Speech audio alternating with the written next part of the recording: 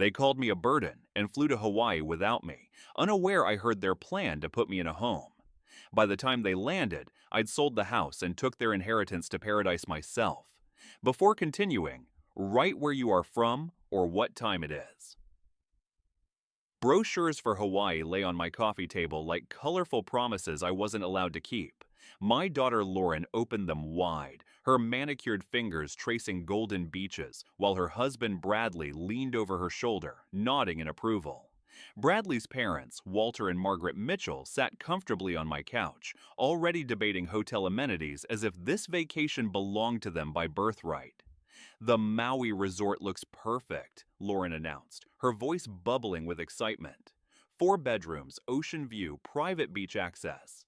I reached for one of the glossy papers, my heart skipping a beat at the thought of the Pacific. "That sounds wonderful," I said. "When do we leave?" Lauren's hand intercepted mine, gently but firmly pushing the brochure away. "You're too old for such adventures, Dad." The words hit like ice water. I blinked, certain I'd misheard. "Better stay home and watch the house," she continued, her tone casual as she sipped her tea. "We're flying with Bradley's mom and dad. It's their dream trip." Walter chuckled from the couch, patting his stomach.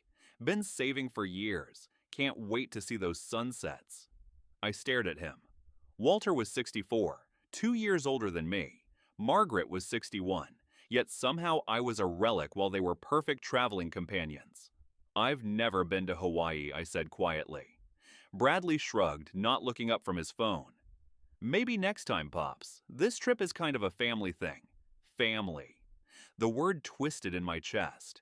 I watched them plan around me, over me, through me. Lauren showed Margaret photos of restaurants. Bradley pointed out snorkeling spots. They moved with the easy confidence of people who'd already decided everything without consulting the man whose house they lived in, whose generosity had sheltered them for 5 years. "The flight leaves Thursday morning," Lauren said, still focused on her screen. "We'll be gone 10 days. You'll have the whole place to yourself. Think of it as a little vacation, too. A vacation from what? From providing free housing? From cooking dinners they barely acknowledged? From listening to Bradley's complaints about his credit score while he used my electricity to charge his gaming devices?"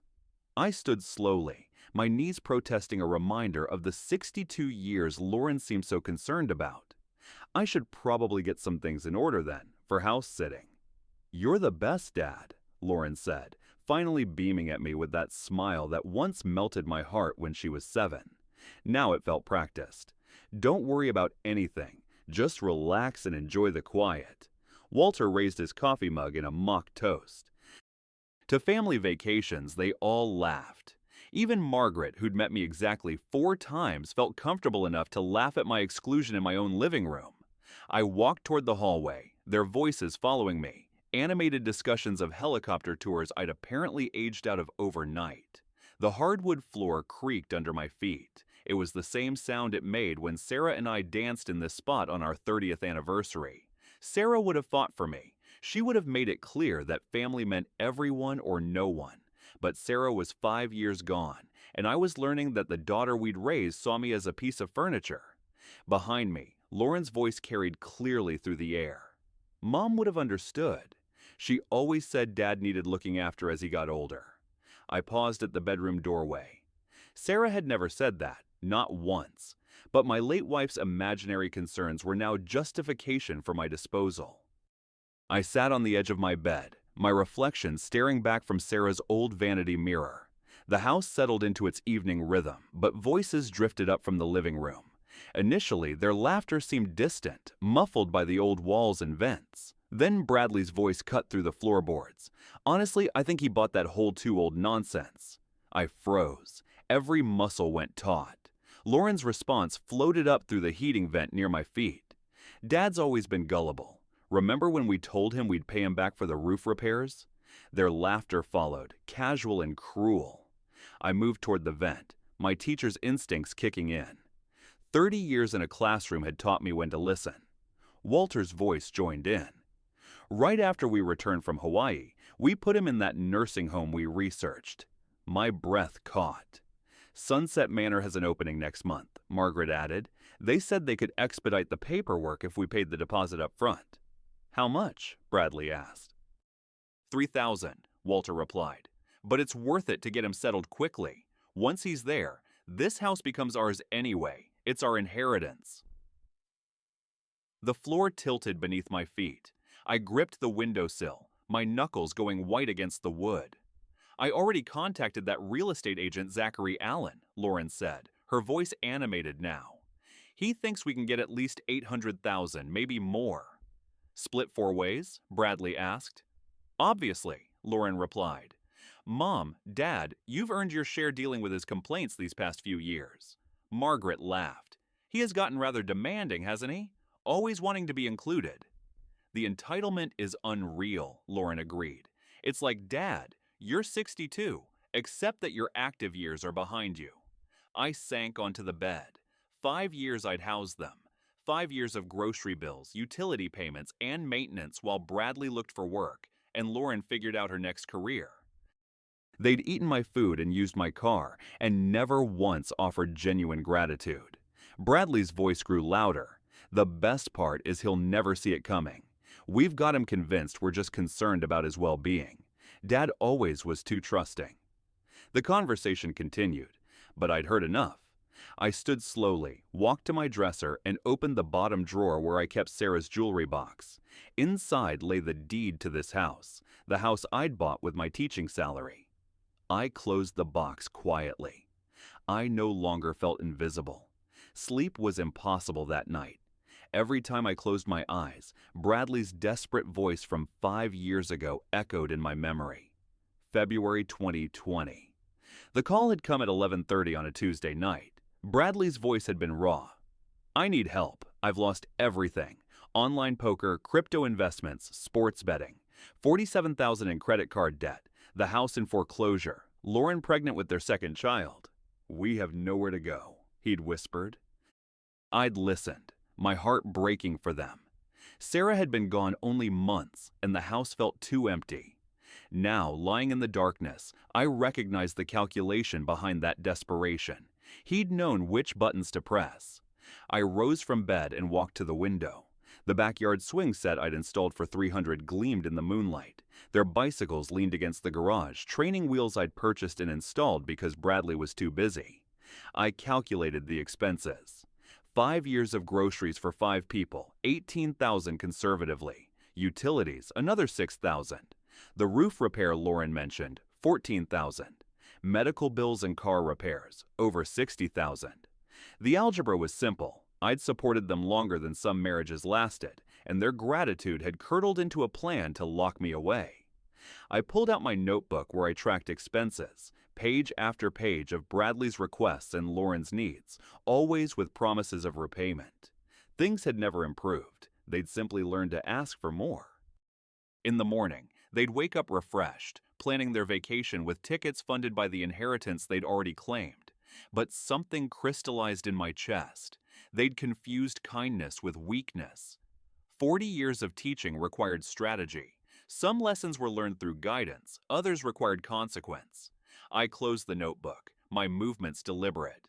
Dawn filtered through the kitchen blinds as I entered, finding the family buzzing with travel energy. Morning, Dad, Lauren called, not looking up from her paperwork fortress. Coffee's fresh if you want some. I poured a cup, studying their faces.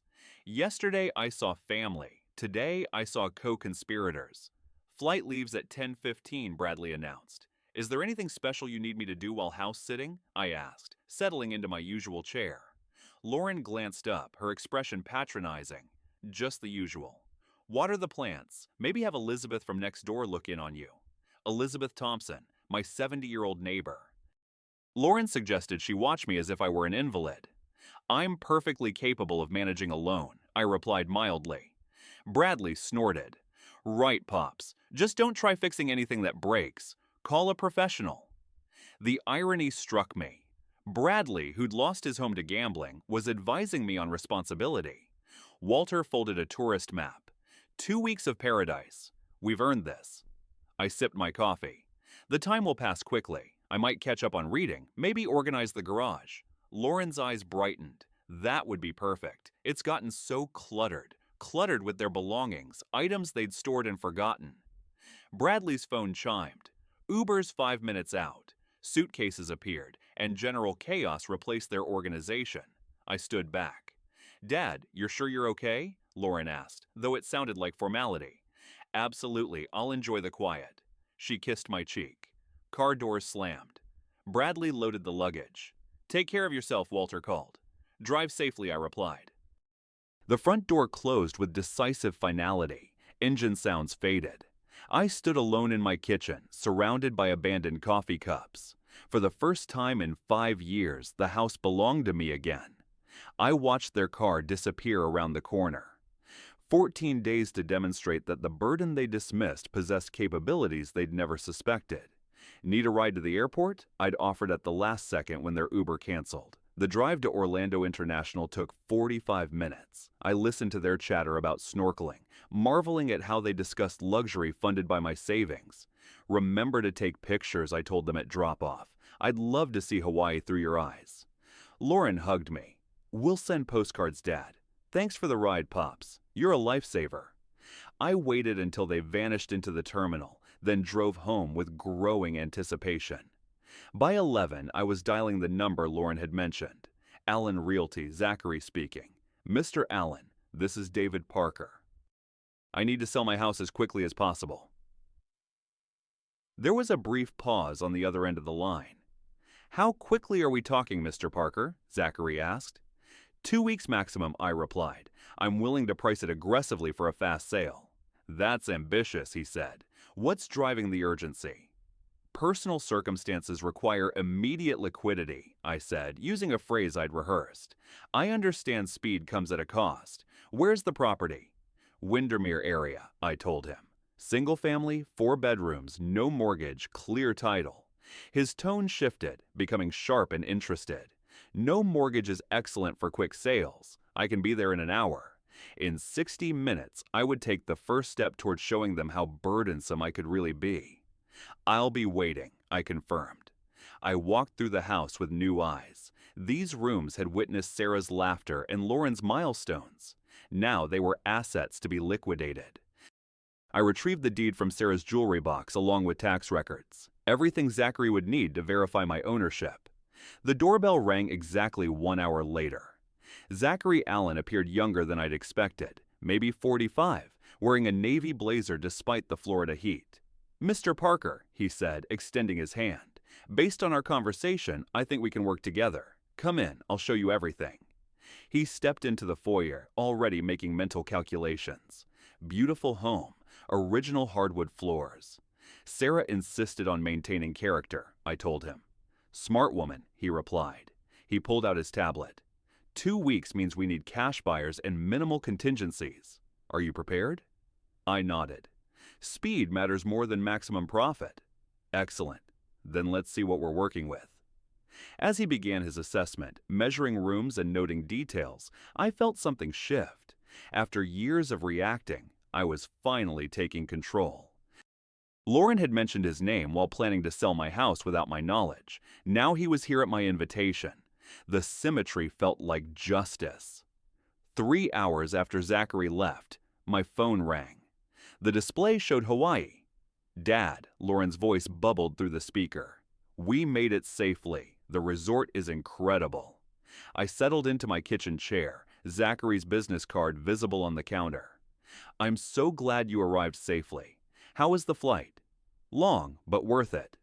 Dad, you should see this place. Private beach, infinity pool. Bradley's already booked a helicopter tour. That sounds amazing, I said, tracing the edge of the card. I hope you take lots of pictures. Oh, we will. We're trying a 5-star restaurant tonight. You'd probably find it too fancy, but we're excited. Too fancy for me, I repeated. Naturally. Lauren's tone shifted. How are you managing? You're not trying to cook elaborate meals, are you? Keep things simple. I'm taking very good care of everything, I assured her, my eyes on the real estate documents.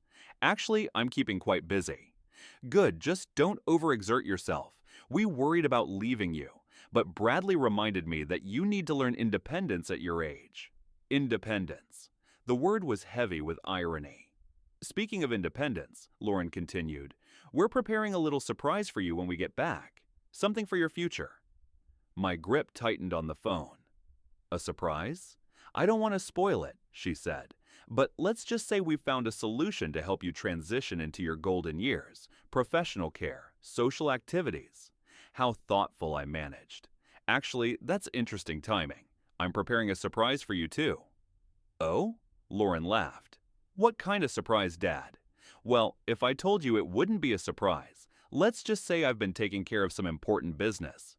Business? Dad, you're retired. What kind of business? She stopped herself. I mean, that's sweet, but don't wear yourself out with whatever little project you're working on. Little project, if only she knew.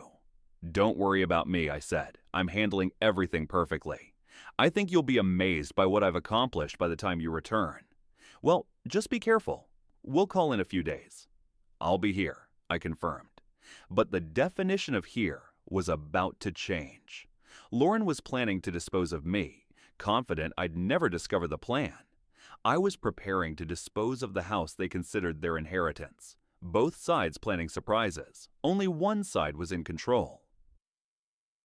Sunday morning brought Zachary's call at precisely 9 WAH. We had our first potential buyer. James Clark represented a commercial investment group looking for rentals. The timeline is aggressive, Zachary warned me. Most buyers need weeks for financing. This gentleman deals in cash. He'll expect price flexibility. Cash transactions were perfect for my schedule. Clark arrived in a silver BMW wearing expensive casual clothes. He had a mid-50s confident handshake. Beautiful neighborhood, he observed.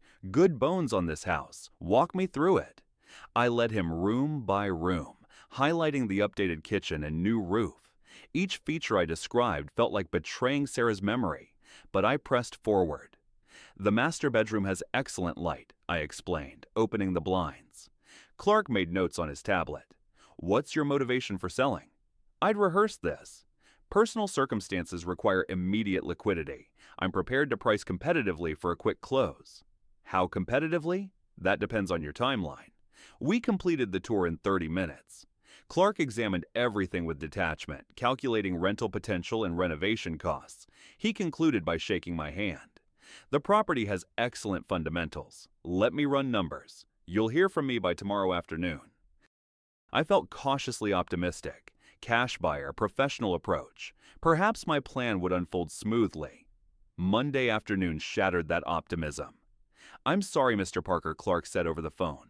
After analysis, the numbers don't align at the current asking price. My stomach dropped. What would align? Honestly, about $60,000 less than you're asking. The rental market doesn't support higher acquisition costs. $60,000. Nearly equal to everything I'd invested in Lauren's family. That's substantial, I managed.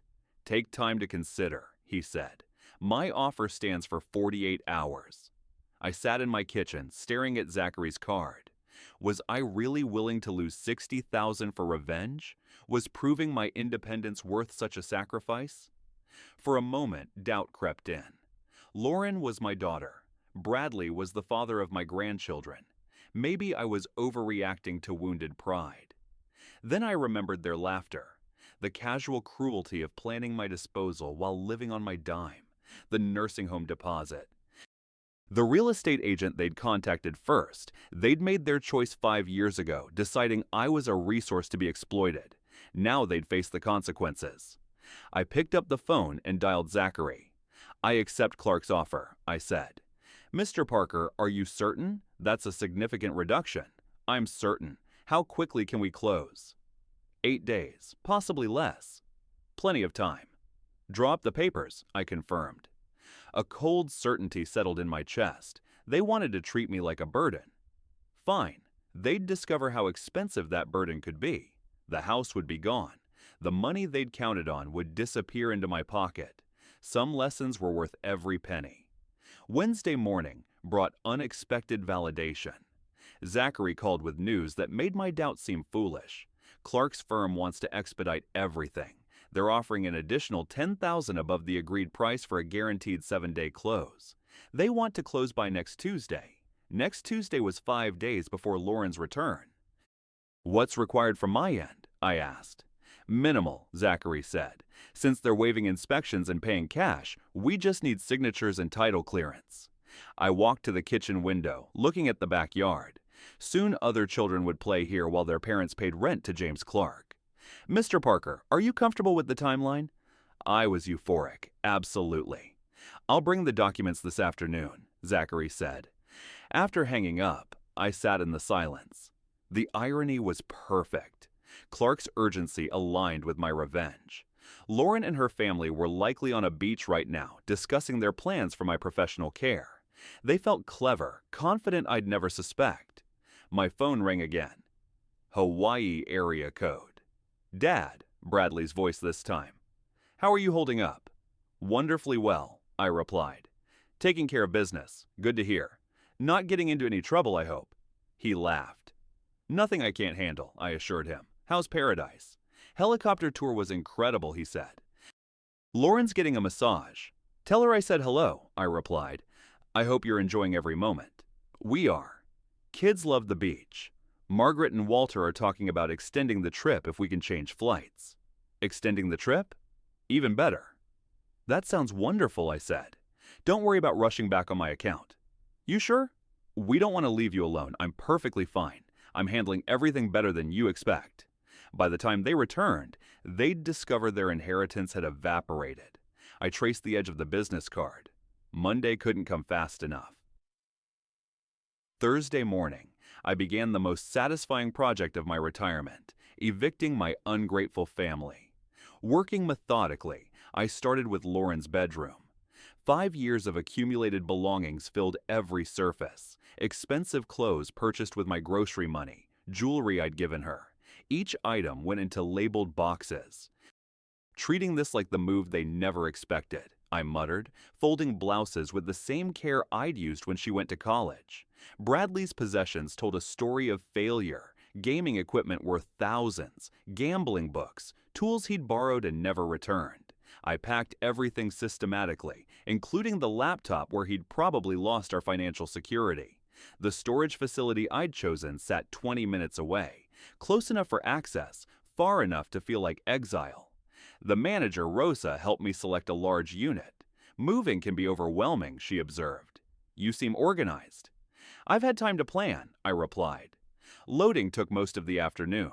Professional movers I'd hired treated everything with respect. Watching box after box disappear felt like watching justice take physical form. I inventoried everything, ensuring they'd find their possessions when they discovered their new living situation. That's quite a lot of stuff, commented Miguel, one of the movers. Family of 5, I answered. The final box contained Lauren's childhood mementos, school awards, photographs. My hands trembled slightly. These items represented the daughter I'd raised, not the woman who'd planned my disposal. After locking the unit, I handed Rosa an envelope containing 6 months' rent in advance. Someone will be by eventually, I explained. By evening, I'd transformed the house into an empty property. My own belongings remained. Teaching certificates, Sarah's photographs, my books. The apartment I'd rented nearby was modest but sufficient. 1 bedroom, enough space for a man living independently. As I arranged my clothes, I felt complete control. No one would eat my food without contributing. No one would plan my future without consulting me. My phone rang as I unpacked. Dad, Lauren's voice sounded relaxed. Just checking in. I looked around my peaceful apartment. Extremely well, I said. Everything's exactly where it should be. We're having an amazing time, she said. Private beach dinner tonight. Enjoy every moment, I encouraged. Make sure you create memories. Because after Monday, those memories would be all they had left of their parasitic existence. I sat in my new kitchen, contemplating the elegant justice. They'd wanted me gone. Now they'd discover what absence meant. Monday morning arrived with the weight of inevitability. I sat in Linda Martinez's notary office. Across from me, James Clark reviewed the paperwork. Everything appears in order, Linda announced. Mr. Parker, I'll need to verify your identification one more time. I handed over my license. 62 years old, about to complete the most calculated decision of my life. Mr. Clark, your funds have been verified, she continued. We can proceed. The deed transfer is our first document. This officially transfers ownership of 847 Maple Street from David Parker to Pinnacle Investment Holdings. 847 Maple Street, the address where Sarah and I plan to grow old, where Lauren took her first steps. Now it belonged to strangers. I signed my name with steady hands. Property disclosure next, Linda said. These confirm the condition of the house. Did emotional betrayal count as a structural problem? I initialed each page. Financial settlement sheet, James said. The numbers told the story. Purchase price reduced by $60,000 for a quick sale. The final amount still represented more money than I'd seen in years. Money that would fund my independence while they discovered homelessness. Your signature here makes it binding, Linda noted. I paused, pen hovering. Once signed, there was no reversal. Lauren and Bradley would return to find their inheritance vanished. The pen touched paper. My signature flowed in the same script I'd used to grade papers for 40 years. Congratulations, James said. We shook hands. I had 30 minutes to collect remaining items. Then, possession transfers. I drove to the house one final time. Walking through empty rooms, I felt complete closure. The living room where my exclusion was announced. The kitchen where I heard the nursing home plans. Each room now belonged to a company that would charge rent. I collected Sarah's photo and my certificates. Everything else belonged to the new owners. Standing in the foyer, I felt the transformation. The burden they planned to dispose of had disposed of them instead. My phone buzzed with a text. Dad, having amazing time. Bradley proposed we extend trip another week. Hope you don't mind. Love, Lauren. An extra week. They were giving me even more time to savor the victory. I locked the door for the last time and handed the keys to James. Property transfer complete, I announced. As I drove away, I caught a glimpse of James in the mirror, already on his phone discussing rentals. 4 days until they returned to discover they'd been outmaneuvered. The countdown to revelation had officially begun. 2 weeks after my family's departure for Hawaii, I sat in a beachfront hotel room in Maui, sipping coffee and waiting for Elizabeth Thompson's call. The irony wasn't lost on me. I was enjoying the Hawaiian vacation they'd denied me, funded by the sale of the house they'd considered their inheritance.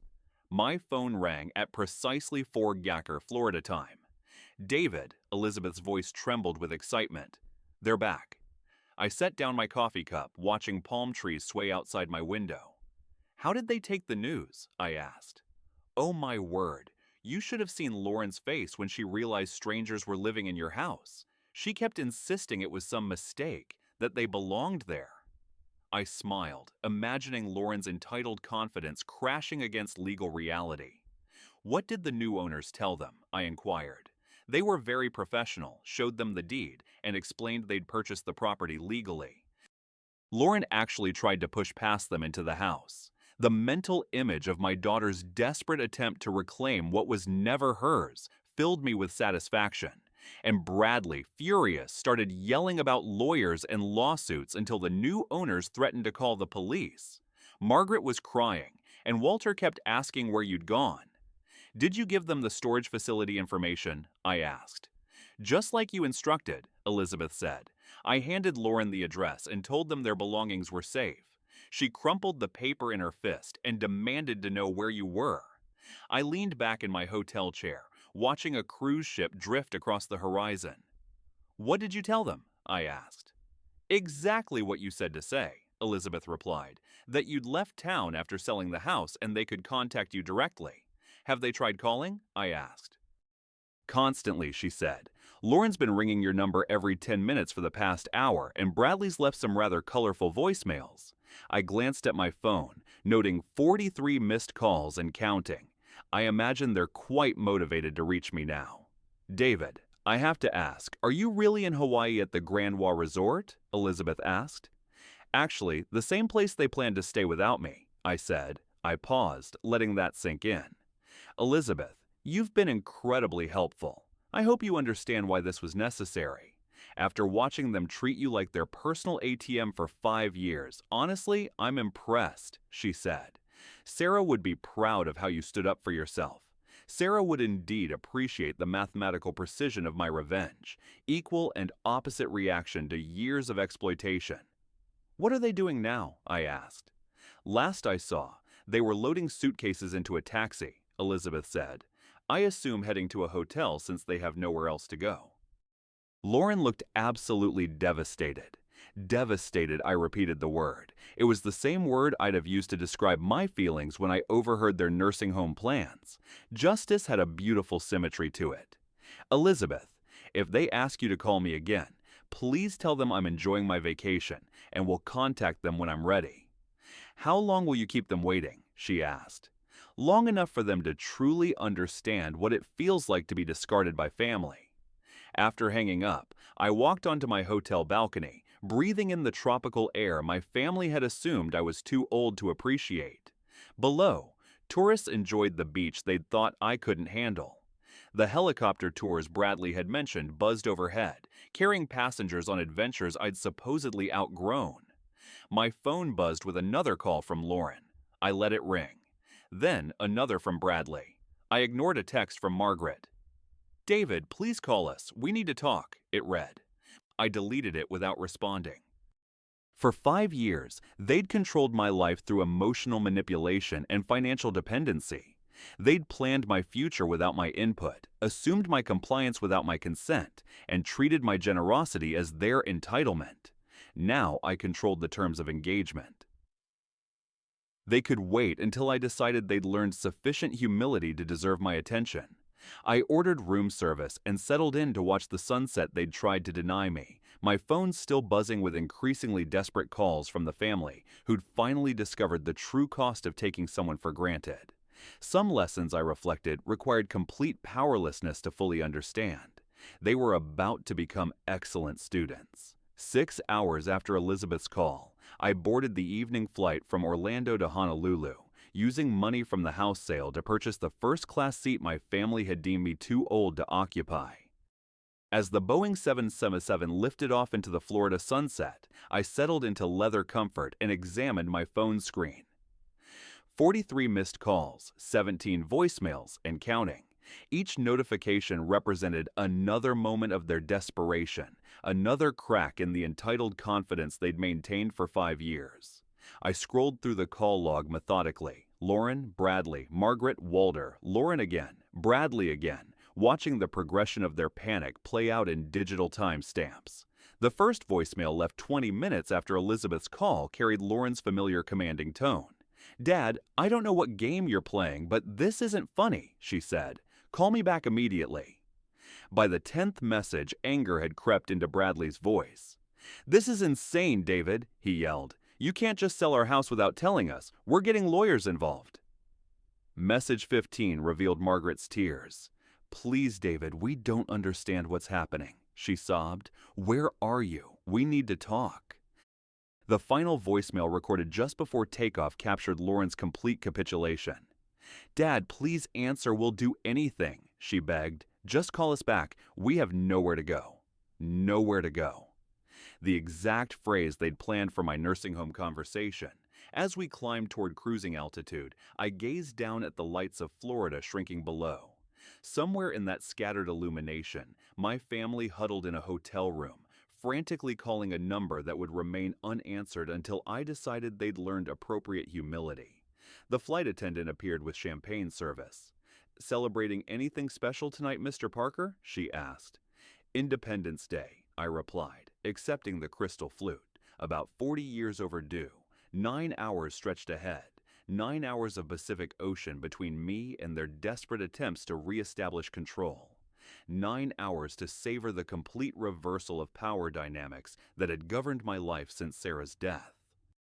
I opened my laptop and composed an email I wouldn't send. A letter explaining everything they'd done wrong, every moment of casual cruelty, every dismissive comment about my age and capabilities. The writing process felt therapeutic, cathartic, like grading papers on the most important lesson I'd ever taught. But they didn't deserve explanations yet. Explanations came after consequences, after understanding, after genuine remorse replaced entitled anger. My phone buzzed with call 44. Lauren again. I watched her name illuminate my screen, then fade to black as the call went to voicemail. The cycle of desperation would continue throughout my flight, while I enjoyed the meal service they'd assumed I was too old to appreciate. Below us, the Pacific stretched endlessly, dark water reflecting starlight like scattered diamonds. We were crossing time zones, leaving their crisis behind with each nautical mile. By the time I reached Honolulu, they'd be waking up to their second day of homelessness, their second day of understanding what it meant to be discarded by family. I deleted the unsent email and closed my laptop. Some lessons couldn't be taught through words. They required complete immersion and consequence. My family was learning that bitter curriculum now, discovering what it meant to need someone who no longer needed them. The math teacher in me appreciated the elegant symmetry. 5 years of exploitation balanced by however long it took for genuine remorse. 5 years of taking me for granted, paid for with however many days of taking nothing for granted ever again. As the plane carried me toward Hawaiian sunrise, I finally understood what Sarah had meant about knowing where money goes. It had gone toward the most expensive but valuable education my family would ever receive. The price of learning that some burdens, when properly motivated, could bear far more weight than anyone imagined. My phone showed 46 missed calls when I finally turned it face down and fell asleep 30,000 feet above their world of consequences, heading toward the paradise they'd thought I was too old to enjoy.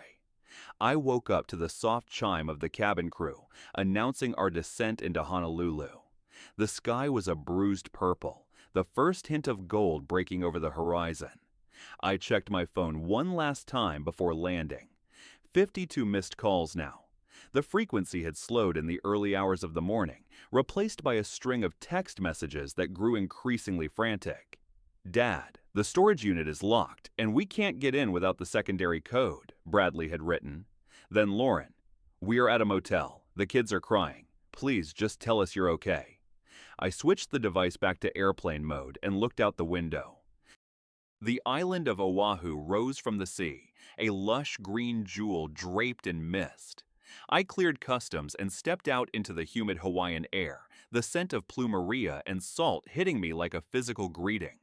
I didn't head for a budget shuttle. I walked straight to the line of luxury sedans. For the first time in years, I didn't feel the phantom weight of 4 other people's needs pulling at my wallet.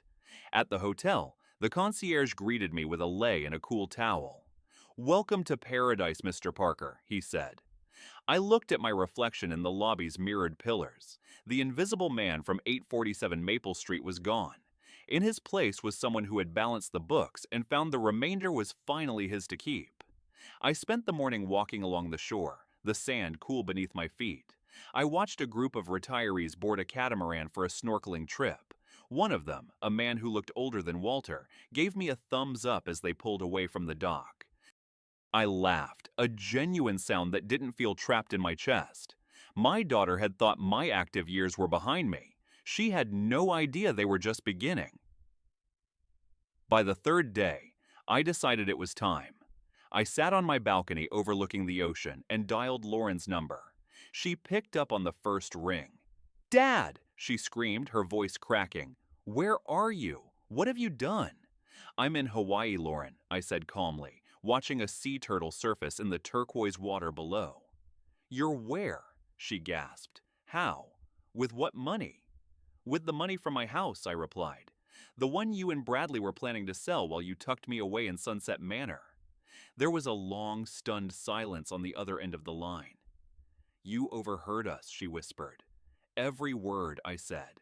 "Every laugh about how gullible I was. Every plan for my inheritance. You made a fundamental miscalculation, Lauren. You confused my kindness with stupidity." "Dad, we were just worried," Bradley's voice broke in, sounding like he'd grabbed the phone. "We didn't mean any of that." "The storage unit has 6 months of rent paid," I told them, ignoring the lie. "Your things are safe, but they are no longer in my house because I no longer have a house. I have a life instead." "But what about us?" Lauren wailed. "We have no money, no place to live." "You have each other," I said, "the same way you were a family when you excluded me from your trip. You're both young and capable. Bradley can finally find that career move you mentioned, and you can learn the independence you were so eager for me to find. I'm hanging up now. I'll be back in Florida in a week, but not to the Windermere house. Don't look for me. I'll reach out when I see genuine change, not just desperation. I ended the call and blocked their numbers for the remainder of the trip. I spent the final days in Maui doing everything they said I was too old to do. I took the helicopter tour over the volcanoes. I ate at the 5-star restaurant on the beach, the one Lauren said was too fancy for me. I sat through sunset dinners and felt Sarah's presence in the warm breeze, knowing she would have cheered for the man who finally learned his own value. When I eventually returned to Florida, I moved into my quiet apartment near the park. I volunteered at the local library, teaching algebra to kids who actually wanted to learn the beauty of a balanced equation. Sometimes I'd drive past the old neighborhood and see the new tenants at 847 Maple Street. It didn't hurt anymore. I had traded a building full of ghosts and parasites for a future full of possibility. My family had learned their lesson, and I had learned mine. The most important thing Sarah ever taught me wasn't where the money went. It was that I was the one who earned the right to decide. I was 62 years old, and for the first time in my life, I was exactly where I belonged. If this story resonated with you, leave a like and consider subscribing. You can also drop any comment below, even just one word.